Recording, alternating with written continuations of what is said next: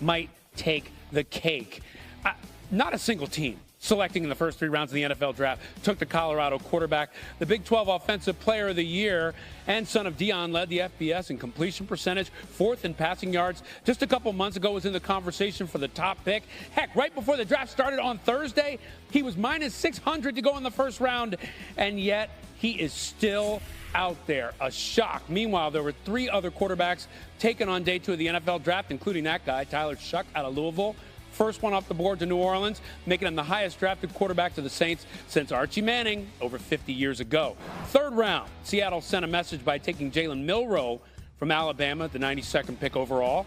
First time Seattle took a QB in the first 3 rounds since Russell Wilson in 2012, the lone non-transfer quarterback taken so far.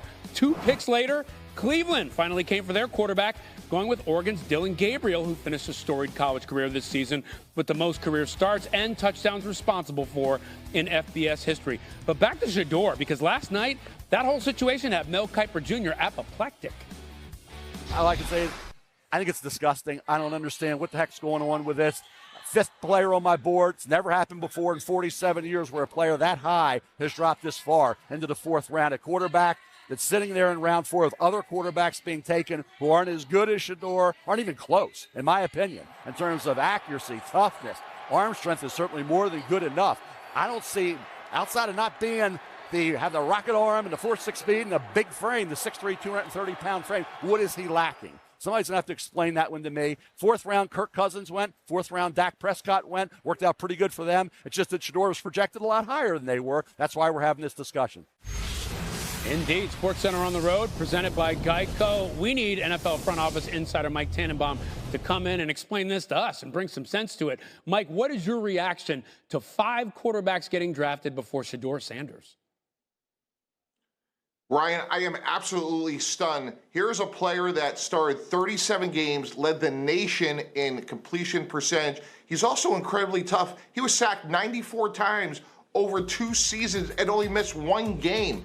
He was my 2nd quarterback on the board, very similar to Mel. I thought he was a 1st-round pick that could come in and start right away because of anticipation and accuracy. I cannot believe that a team in the first 3 rounds, 102 players were drafted and didn't draft Shedeur Sanders. Ryan, one of the things you have to understand is the NFL is the ultimate meritocracy. Every team has the same amount of money. Every team has the same amount of draft choices. And not one team thought that Shedeur Sanders could help them win when 5 quarterbacks have already gone.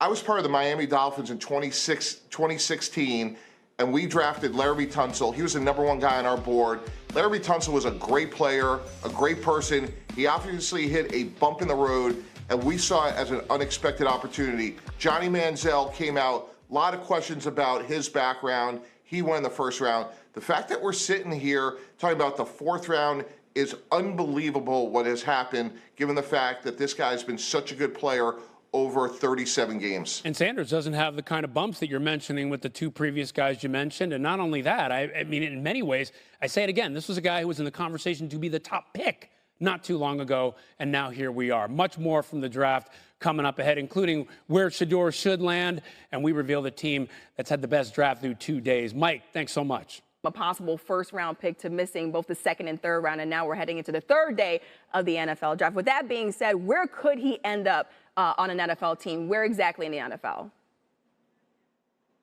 The Pittsburgh Steelers make the most sense to me.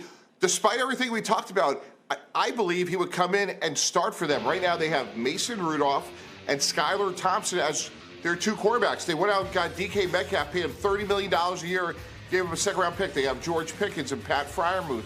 We're looking at some great footage here. He is still very accurate. He has good arm strength. I think he would be the best quarterback the Steelers would have since Ben Roethlisberger has left them. Yeah, a lot of people waiting to see where Shedeur Sanders will end up. And as I mentioned, you've done this for a living. So which team has put together the best draft through the first 2 days? The Cleveland Browns, I think they got a minimum of at least 3 starters. When you think about Mason Graham, the defensive tackle for Michigan, he's going to come in right away. I think he's going to be an impact player for them. And then last night they added Carson Schwarzenegger. He should start for them at linebacker from UCLA, a former walk-on. Quinshawn Judkins, again, very productive running back at Ohio State. But maybe most importantly, they have a 1st-round pick next year from Jacksonville who may not be very good next year. So despite what we're seeing on the screen, add in a first-round pick of the Jaguars, I think the Browns have had an outstanding draft so far, Amina. All right, so let's play GM here. You can go back and redo any team's picks to this point. What change are you making based off of what you've seen so far?